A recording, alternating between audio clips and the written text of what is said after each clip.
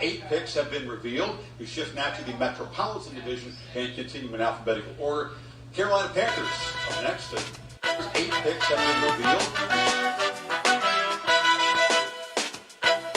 Carolina Panthers up next.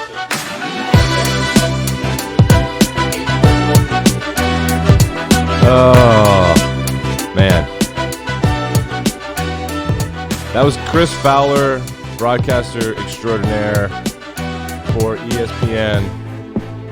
ESPN's covering the NHL again. Chris Fowler covering the expansion draft of the Seattle Kraken announced that the Carolina Panthers have made a selection in the expansion draft, and ESPN stumbles out of the gates in their coverage of the NHL again. The Carolina Panthers made their first ever selection of a hockey player in an NHL draft. Of course, the Panthers are an NFL team, not a hockey team, so welcome back to Hockey ESPN. What's up? It's absolutely hysterical. So the plan today was to do a deep dive into the narrative of Jared Goff versus Matthew Stafford. Maybe Fridays do a little bit of a deep dive.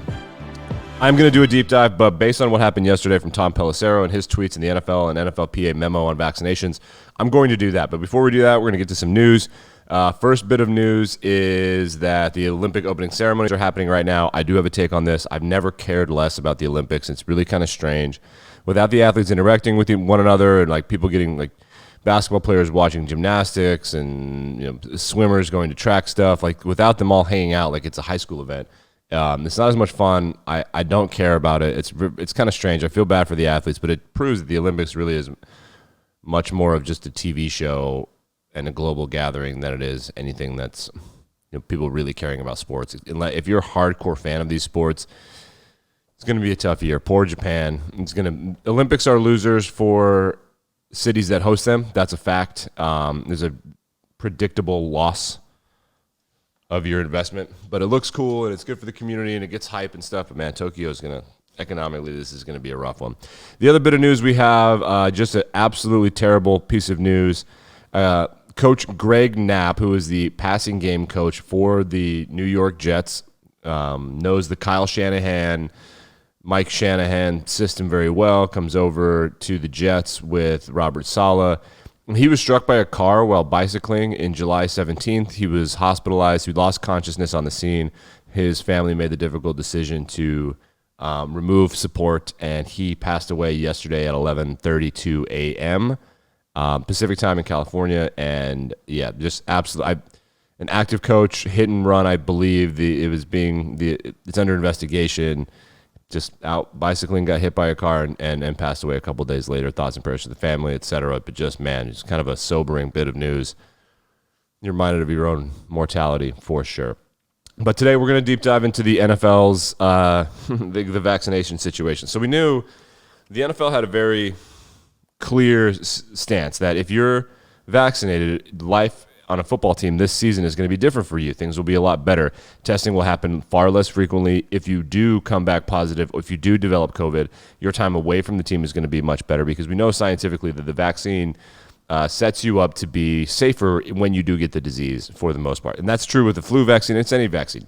Vaccines are not effective from keeping you from getting the disease or from getting sick. It just makes every single aspect of a disease and a virus or a bacteria better. It's just a better situation for you. So the NFL is following that. If a team gets to 85%, the entire team, if 85% vaccination rate, like if 85% of coaches and players who are the most important staff of winning a football game, if 85% of those people are vaccinated, the entire team gets to follow those protocols. And people are encouraging that. Out of the gates, only 2 were 85%. Now, according to this tweet from Judy Bautista, there are 14 teams with 85% of their players vaccinated. More than 78% of players in the league have received at least one shot of the COVID-19 vaccine. That's pretty good. The NFL, it first incentivized with positive reinforcement. That was back in April and May. And then the next thing that came out was they made it more difficult. Like, for example, last year in the bubble, the players were not allowed to leave town. They had to stay in the bubble during the bye week. That's still true for unvaccinated players now. Vaccinated players can go about. They can move about the country. They can do whatever they want. The other thing was that there's no promotional opportunities for unvaccinated players. They are not allowing unvaccinated players to do like endorsement deals on Instagram.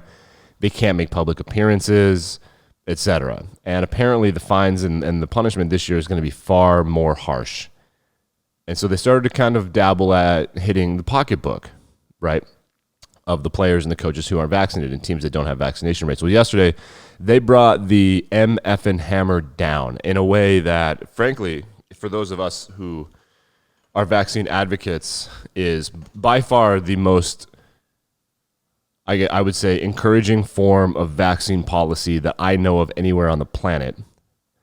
And my personal opinion, being kind of connected to the medical world, is that I was never really that worried about the American vaccine rate, and the NFL is a perfect reason why I never was. In America, because we have a monetization model for everything, there was always going to be something that happened, and the NFL was the first, and they had the most at stake, so it makes sense. So here's the punishment. If, like last year, a game has to be rescheduled for COVID-19, that's fine. If there's an outbreak and the game can't be rescheduled within the delegated 18-week schedule, so that means each team gets 17 games and one bye week. It's 18 weeks. If a game can't be played, the team, because of an outbreak on a team, like last year, they moved some things around. There were games on Wednesdays. If a game can't be rescheduled, the team with the outbreak forfeits. They have a loss in the loss column, and it will impact their playoff seeding. Secondly, and this is the one that really punches players right in the face, and coaches too, for getting vaccinated. The way that you get paid in the NFL is game by game. You have a salary. That salary is prorated over a number of weeks during the season. They get game checks every week. If the game's not played, nobody gets paid. So if the Steelers are playing the Eagles and the Steelers have an outbreak and that game doesn't get played, no Eagles, no Steelers, coaches, players, no one gets paid at all. There were some players that freaked out over this. Not as much about money, but publicly, DeAndre Hopkins, star wide receiver, many consider him perhaps the first, second, or third best wide receiver in the NFL, said that he was thinking about retiring instead of being forced to get vaccinated because it could hurt his team, which is crazy to me. First of all, if he retires, according to Pro Football Talk and Mike Florio, and this is Pro Football Talk for those of you that have opinions about Pro Football Talk, Pro Football Talk is great about this kind of thing. The lawyerly, deep, weird parts of the inner workings of the league. They found his contract details, and Mike Florio reported that if he does that, the Cardinals will have the right to come after him for $22 million in cash payable after 90 days of his retirement. $22 million. He's also owed like $17 million over the next 3 years. Like, the money implications of that are bananas. The other part about this that's fascinating is I think it was literally last Friday, the NFL's deadline for opting out came and went. No one opted out. So he had the opportunity to opt out instead of getting vaccinated. No one opted out.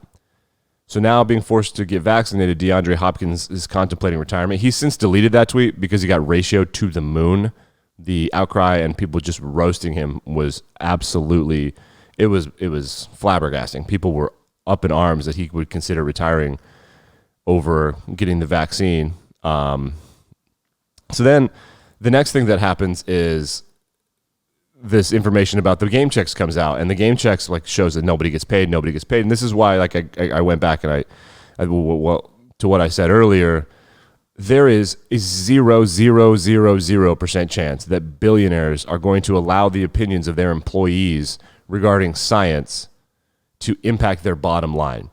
And I think that this is a response to the Green Bay Packers financial statements. The only ones that are made publicly available for any team are the Green Bay Packers. And they showed publicly just how much money the Packers lost from game day revenue. When a game wasn't played and fans couldn't be there and nobody was buying food and stuff, their revenue from localized revenue, like in Green Bay and in Wisconsin, dropped by 60%. The Packers, one of the healthiest franchises of any sport on planet Earth, operated at a $30 million loss. So the idea that DeAndre Hopkins, a wide receiver, or Cole Beasley, a wide receiver, or Josh Allen, a quarterback, the idea that their opinion about watching a YouTube video is going to impact tens of millions of dollars, the billionaires are not going to have that. Football is what's called a non-zero sum, or it's called a zero-sum game, right? The game of football. There's a winner and there's a loser, period. But the sport of football is a non-zero sum game. Yes, the franchises want to win, obviously. However, More than that, it's a business. So win or lose, people are getting paid. Players not wanting to get vaccinated and having a preventable situation be the cancellation of a game, which if the league generated $300 million in revenue last year in TV, and each team generated a couple $100 million on their own, that means that when a game's not played, somewhere in the neighborhood of $10 million doesn't change hands. Is that right? Maybe it's closer to like $3 million. $3 million is off the table if a game's not played. They're not interested in the opinions of their employees regarding this situation. They're just not. And I feel that's going to be the same case with bankers and plumbers and electricians and car salesmen. If the Ford family says you need to get vaccinated to sell our cars, that's going to be the end of that conversation. Or like the restaurant industry, they're just not going to have any employees. Now, football is different. There are right now over 100 Division I football programs with over 100 players each. That's over 10,000 college football players who are in college now, to say nothing else of the tens of thousands of players who have dabbled in the NFL who are not on a roster. If DeAndre Hopkins or someone like him were to walk away from the sport, someone like, say, Laquan Treadwell or John Ross would take their spot in a heartbeat. Remember, DeAndre Hopkins and Laquan Treadwell are not on the same playing field in terms of who's better. DeAndre Hopkins is clearly better. He's due $17 million. If he retires, not only does he not get that money, but the Cardinals get $22 million back legally, and they can sign Laquan Treadwell, who would be happy to be back in the NFL. That's the case for many of these players. If nobody wants to play because of the vaccine, someone will take their spot. And if you don't want to get the vaccine, the answer is simple. You can't have contact, you can't have family, you can't have fun, you have to wear an N95, you have to wash your hands, you have to socially distance. You are ostracized. It's the bubble all over again. And we see art imitates life. Well, sports predicts life. It reflects what's going to happen to all of us. And I feel and predict very strongly that that's the situation we're living in. Yesterday, one of the biggest COVID bills that we know of surfaced on the internet. Someone was in the hospital for over 4 months. The bill was $2.9 million. Medical debt is not like student debt or like housing debt. Medical bankruptcy is not the same situation. That will be inherited to your children. And if you think these multi-billion dollar insurance companies are going to foot the bill for people who opted not to get the cure of a disease because you watched a YouTube video, that's not going to be what happens. Similar to smoking and being obese, they're not going to pay for you to go to the hospital. And I stated this on social media, if you're friends with me on Facebook. They're not going to foot the bill. And if you think dying from COVID is the worst case scenario, it's not. It's being a breadwinner for your family and then dying from COVID after a months-long battle and footing your family with $1 million bill that will set your family back generations. Your grandchildren, unless you have millions in the bank, your grandchildren will be paying your debt for not getting vaccinated, period. So that's our deep dive for today. This NFLPA situation, frankly, as someone who is an advocate for vaccines, I was a Class 1A patient due to some medical situations that I have. This is the biggest leadership that I've seen on the global stage. They're saying if you're not vaccinated, you're not going to be treated the same, and you're not taking money from us, and you're not going to hurt other people. In America, like it or hate it, love it or hate it, whatever, money gets a lot of things done. And if financial reasons from billionaires need to be the reason that people get vaccinated, it's part of the double-edged sword of having a wide open capitalist society. And I think that in this situation, it's been highly beneficial. And in a weird way, these billionaire misers and Roger Goodell are showing some real leadership here, saying that you're not going to put people at risk, even if that's the secondary reason that they're doing it. We've seen this with HPV vaccinations. It's really expensive to die from stuff. Get vaccinated. All right, that's going to do it for Interesting to See for this week. Next week, NFL training camps start. There's a couple teams in training camp now. We'll start doing previews. We'll get back to the NFL previews next week. Remember to like, subscribe, rate, review, etc., etc. Don't if you don't want to. Follow me, don't follow me. Whatever you want to do is completely fine. All right, that's it for this week. I'll see you bright and early Monday.